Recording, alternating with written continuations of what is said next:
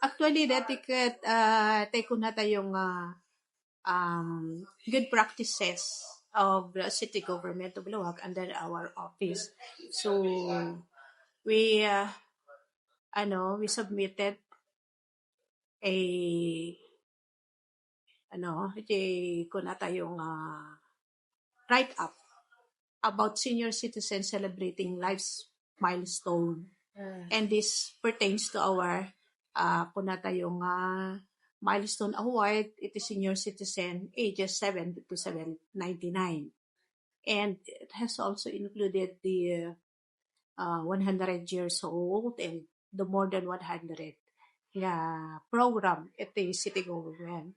And we received last Friday act of recognition for the city government of Luwag and a plaque of appreciation as a contributor.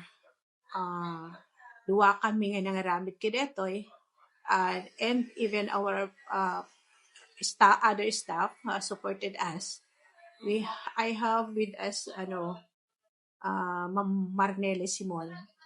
Di may isang social worker assigned as a focal person for senior citizen nga isu iti timulong nga nag-craft kidetoy and we are so thankful.